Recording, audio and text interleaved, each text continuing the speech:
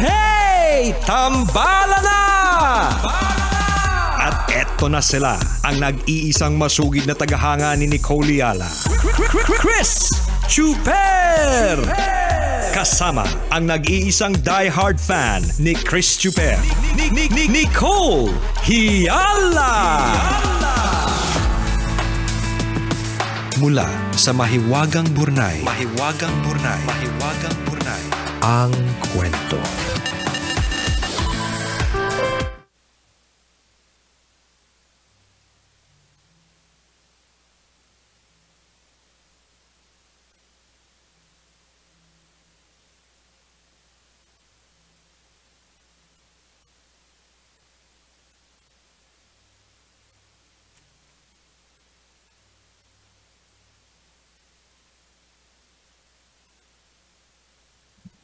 Dear Nicole and Chris, itago niyo na lang ako sa pangalang Shem, single mom, at isa sa mga bago ninyong tambalanista.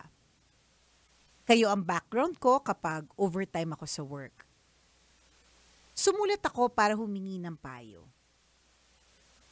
Nakakainis kasi ang sitwasyon ko ngayon. Mahilig ako mag-travel mag-isa. Dito ko nakilala si John, na solo traveler din. Na-fall ako sa kanya pero dahil no girlfriend since birth, habang ako naman may anak na, tinago ko ang feelings ko. Para kasing ang unfair naman sa kanya kung magiging kami kasi may anak na ako. Umamin siya na gusto niya ako pero I rejected him. Kahit hindi ko siya sinagot, sinamahan niya pa din akong mag-travel nung birthday ko. Doon ko naramdaman na siya talaga ang soulmate ko. After nun, pinakilala na niya ako sa parents niya at niyaya niya din akong magpakasal. Nag-staycation kami at may nangyari sa amin. Naisip ko baka yun lang naman ang habol niya sa akin. Kaya bago pa ako masaktan, inunahan ko na. Nakipaghiwalay ako sa kanya. Sinuyo ko siya. Sinuyo niya ako pero I pushed him away. Naisip ko din kasi yung anak ko. Hindi pa siya ready na mag-boyfriend ako. Na-delay ang period ko kaya inakala ko na buntis ako. Sinamahan naman niya ako magpa-check up pero ang cold na niya. Na-confirm naman namin na hindi ako buntis. Finally, inamin ko na sa kanya na mahal ko siya pero hindi pa daw niya alam kung gusto niya pang ituloy kung anong meron kami. Ang sakit-sakit tambalan. Bakit kung kailan ready na ako, ayaw na niya. Ano na ang gagawin ko ngayon? Salamat sa inyong payo. Ang inyong tambalanista, Shem.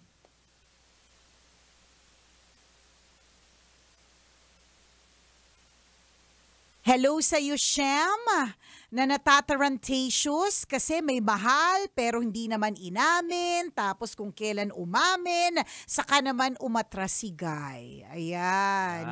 Nako. Kasi naman sa susunod, it's importantatious na kung hahanap ka ng jojowain, yung parehas mo ng, parehas kayo ng goal. Parehas kayo ng wavelength, parehas kayo ng intensyon kung bakit meron kayo, kung ano man ang meron kayo. Ganon, di ba? Ano talaga yun meron talaga tayong mga nami-meet na hindi natin kaparehas ng goal or may mga nami-meet tayo na feeling natin hindi tayo sigurado. Pero meron din tayong mamimit na kaparehas natin. Parehas gusto magjowa, parehas in your case, single mom siya, tapos siya naman, ang kahinaan niya ay mga single mom. Di ba may ganon? Di ba? Meron ako kakilala partner Parehas sila.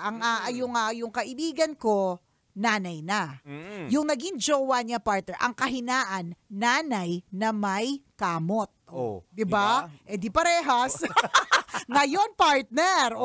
16 years na sila together. Di ba? So, kailangan klaro. Di ba? Kailangan alam nyo kung saan kayo parehas patungo. Di ba? Parang katulad na lang, partner, na parehas kami mahilig sa sports. Ama. Di ba? Parehas kami nanood ng Olympics. Ayan. Parehas naming nakita kung paano sinuporta ng Arena Plus si Carlos Yulo. Ganon. Ganon talaga mga kastig. Siyempre, importantatious na kung ano man ang ganap mo sa work, sa bahay, sa kalye o kung saan pa man, gawin nating mas exciting pa at astig na astig ang araw mo gamit ang Arena Plus app. Dahil sa Arena Plus, syempre astig ka sa sports. Ang Arena Plus ang tinanghal na best sportsbook operator for 2024 ng Sigma Asia Awards. Ito talaga ang magpapabago sa paraan mo ng pag-enjoy sa mga paborito mong laro. Ito ang astig sa Arena Plus. Hindi mo na kailangan pang maghanap kung saan-saan ang mga latest scores and results na mga inaabangan mong laro worldwide. Dahil sa Arena Plus app, kumpleto at always updated. Kasama na rin ang exciting na games ng PBA, NBA, PBL, soccer, basketball, volleyball, boxing at marami pang iba. Tama ka dyan. At syempre, pwede mo ring masubaybayan ang mga live games ng local at international sports properties sa aming web-based or mobile applications gamit lang ang inyong mobile device. All-in-one na, anytime, anywhere pa. Ang Arena Plus pa license ng Philippine Amusement Gaming Corporation o PAGCOR para masigurado na legal at secure ang gaming environment ng ating mga users. At dahil gusto naming astig ka, astig rin ang mga official endorser ng Arena Plus. Kaastig mo ang Pinoy basketball sensation sa buong mundo o sa mundo ng PBA. Nandyan si Scottie Thompson at ang Pinoy pride na umaariba sa mundo ng NBA. Ang phenomenal film basketball star na si Jordan Clarkson. Kaya naman gawing astig ang gaming experience mo with Arena Plus app at sabayan pa ng pakikinig ng official jingle na Halina sa Arena performed by the one and only Glock 9. Ang Arena Plus ang official sponsor ng PBA, PVL at Gilas Pilipinas. Download Arena Plus app now in App Store. You can also watch it on arenaplus.ph dahil sa Arena Plus, astig sa sports! Gaming is 21 years old and above only. Keep it fun. Game responsibly. Ikaw ba, Shema? May feeling ka sa iyong puso? Balikan natin yung kwento na mahiwagang puro na. May feeling ka sa puso ng, ano ba to, pagsisisi? Na sana sinabi mo na nung una. Ang nakakatawa dito, partner, nung may nagganap sa kanilang dalawa, ang feeling ni Shem, yun lang ang habol nung guy sa kanya. Kaya nakipaghiwalay. Pero hindi ba't ang dating, nakipaghiwalay ka after yung mag-kemerot? Hindi ba't parang ang dating dito, ikaw, yun lang ang habol mo? Oo. Kaya, talaga tuloy. diba? Parang feeling ko, kaya tuloy si guy, parang, yun lang ba talaga yung habol? Tas ayaw na? Tas ngayon babalik-balik? Parang medyo naguluhan siya. Yun yung sinasabi ko kanina, partner, na sana una pa lang, medyo klaro na yung intensyon, kung saan papunta yung gustuhan na yan. Kasi alam niyo po ewan ko lang ito kwento lamang ng mga kaibigan ko, pagod na sa dating. Alam mo yung, dun sila napapagod Alam mo for a while, ma-excite sila sa dating. Meron silang makikilala, ganyan, tas pwede maging sila. Nakakakilig. Pero eventually, kapag halimbawa, may nahiwalayan na naman, 'di ba? Mag-uumpisa na naman sa umpisa. May kikilalanin na naman, ganyan. Gagastos na naman ulit, 'di ba? Ang point ko lang, bibili ka na naman ng bagong panty. Sa true. Laging kasama na naman yung pabagong panty, di ba? Hindi, pero ang nakaka-lurky dito is saan ba talaga papunta? Maganda yung umpisa pa lang, nasabi mo na single mom ka. Para at least umpisa pa lang, bago pa man may mangyari o bago pa man lumalim, alam mo na kagad kung tatanggapin o hindi. 'Di ba? Kung yun. Friendship lang ba muna for now, yung mga ganong kemerot, yung sinasabi nating sana isa lang. Para katulad ng, naglalandian, saan talaga ito papunta? Walang label, ang hirap niyan. 'Di ba? Malabo. Ayusin mo siguro next time, no, maging maayos ka sa decision making. Hindi ka kasi making maayos, mo. Shem. Umayos ka kasi, Shem. Kasi ako yun din ang naging impression ko Medyo magulo kang kausap. Oo, correct. Ikaw yung mga tipong kapag ka-inoferan kita ng condo unit, tapos umuo ka, the next day ayaw mo na. Ganon ka. Ikaw yung tipong nagdesisyon kayong kumain sa Jollibee, tapos bigla sasabihin mo pagdating sa Jollibee, ay, KFC na lang, ganon. Yung naka-order na siya tapos pinaka-cancel mo. Correct. Kasi nagbago yung isip mo. Order na lang tayo sa kabilang fast food. Tama, ganon. Ganon. Yun yung feeling namin, ganon ka. Feeling lang naman namin yun, you can correct us if we're wrong, diba? So ako ganun yung impression ko. Medyo magulo kang kausap sa aspetong pakikipagrelasyon. At pagdidesisyon. So yung decision making mo medyo mabagal. Walang pinagkaiba yan. Kunyari, sa isang bata o kagaya sa atin, kahit may isip na, yung tipong may dumaan na fishbowl o kaya magbibinatog sa harapan ng bahay nyo. Diba, dumaan, tapos natakam ka. Gusto mo eh. Kaya lang tagal mo mag-process ng brain, magde-decide, baka bibili ko ba yung fishball? Kung kailan buo na yung loob mo, saka ka nakapag-decide, bababa ka na ng bahay, correct. kaya lang nakaalis na si magpi-fishball. Ayan. Wala Ang nang layo na niya. magbibinatog. Totoo. Malayo na. Totoo diba? yan. Parang ganyan, ang tagal mong nag-decide nandyan eh.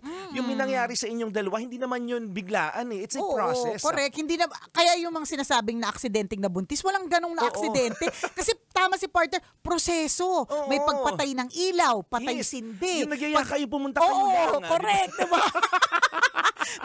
meron dun eh. Merong part ng proseso na pwedeng mapag-usapan. Oo, na may mangyayari. Alam mo sa sarili mo, huwag mong dadayain yung sarili mo. Naghanda kang ng bagong pabango. Yan na nga eh. Diba? Tsaka yung parehas kayo nag-decide, hindi ka naman pinilit eh. Tama. Diba? Yung nung sumakay kayo ng taxi, tas alam na kagad kung saan pupunta. Diba? Yung mga ganon. Tapos ikaw nagsabing baka niloloko niya lang ako. Correct.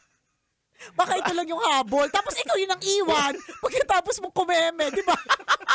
Kaya namin nasabi, Shem, na naging magulo. Correct, diba? correct. Kumbaga, gets namin parang ngayon naguluhan ka. Kasi nung una G si Guy, tapos biglang umatras ka, tapos nung bumabalik ka na, hindi na siya ganun. Kasi siguro siya din mismo, parang, ano ba to? Naguluhan siya. Naguluhan din siya sa'yo. Diba? Ayaw niya na magulong kausap, diba? Baka mamaya, pag magulong kang kausap, edi mahirap kang mahirap kang intindihin. Ganun. Correct. So ang message nito para sa iyo, ang lesson learned dito, asa nangyari sa iyo, next time maging firm ka sa decision mo. 'Di ba? Wag urong sulong. Pag bumibili ka ng isda sa palengke, pag nalagay na sa plastic, bilhin mo na. Correct. Hindi yung kung kailan nilagay sa plastic, ayaw mo na pala. Correct. Na, tapos bigla nagbago isip mo. Ay danggit na lang pala, 'di ba? Talaga sa iyo yung nagbebenta sa palengke. Aawayin ka na next time, hindi ka na palalapitin sa kanya. Totoo. Yung bang ganun. Pero hindi namin ini-invalidate yung feelings mo, ha? Baka mamaya magsabi na naman, grabe naman kayo mag-invalidate ng feelings, ganyan. May mga nagsasabing ganun eh. Hindi naman namin sinasabi. Ang sa amin kasi, nagbibigay kami ng ibang POV. Kasi sometimes, kapag ka ikaw ay nasa sitwasyon, hindi mo naman nakikita yung Totoo. Hindi mo nakikita yung POV ng ibang tao tungkol sa'yo. Diba? Halimbawa, may nagsabi sa'yo na, uy, hindi mo namamalayan, ang daldal mo na than usual. Ikaw naman, akala mo parang normal lang yung pakikipag-usap mo, 'di ba? Tama. Ang hindi mo alam nung may nagsabi na ibang tao na ang lakas pala ng boses mo, ang daldal mo pala, ang sakit pala sa tenga, 'di ba? Yun yung hindi mo alam. Yun yung sinasabi namin, hindi kami nag-i-invalidate ng feelings kasi lahat ng feelings ay valid. Correct. Yan nararamdaman mong kaguluhan ng kaisipan, valid yan, 'di ba? Ang hirap talaga ng nasa sitwasyon na yan. Ang binibigay lang namin another point of view. Baka naman kasi ganito. Ang kagandahan dito, natuto ka. Yes. Diba? Sabi nga ni partner kanina, may problema sa iyong decision making. So ang kaganda naman sa mga ganitong klaseng pagsubok or kaguluhan, next time, medyo tama ka na sa pagdidesisyon. Tama. Kaya pagka pumasok pala ako sa sitwasyon, kailangan sigurado pala ako. Hindi yung urong-sulong ako. Ganon, diba? So, sinabi mong siya na yung soulmate ko. Diba? Tapos ikaw yung atras ng atras. Diba? Pero feeling mo soulmate kayo. Ano ba yun? Parang katulad lang ni Mama Chuper, partner, na nagdesisyong magpa-register sa Love Knows No Boundaries program, tapos umatras pa bandang huli. Nagsisi nung may mga ina-announce na. Diba? Pero wag ka mag-alala. Pwede ka pa rin magpa-register. At ngayong oras na ito, may maswerte na naman Chuper na mananalo ng libreng boundary.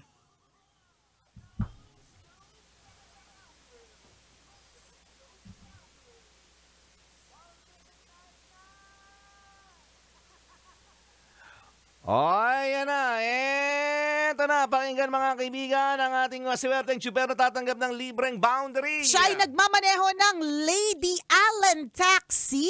Uy. Lady Allen Taxi driver with plate number UCR 869. Mula siya sa Quezon City. Congratulations, Kuya Zaldi Nape. Kuya Zaldi Nape, punta ka na dito sa Lab Radio, dali! Dali na, Kuya Zaldi Nape or Zaldi Nape. O kung ano man ang pronunciation ng iyong pangalan. Congratulations, Lady Allen Taxi Driver. Ikaw ang nanalo ng libreng boundary UCR 869 ang kanyang plaka. Nanalo ka na ng 1,500 pesos! Pero kung gusto mong madagdagan yung 1,500 pesos mo, oras natin 1:39. Ayan, kung makakarating ka dito sa loob ng 2 oras Yan. na may dalang kulangot. Yan. Binilog o pinisa? Ikaw, pinatalsik na kulangot. Dadagdagan namin ng 500, yung 1,500 mo. Eh, wala namang diba? ka-effort. Wala namang effortless Oo. lang. Dumi-dumi lang ang kailangan. Kailangan pa bang i-memorize yan? Basic! Congratulations, Kuya Zaldi Nape! Kita-kits! Kailangan pa bang i-memorize yan? Love Radio. Basic!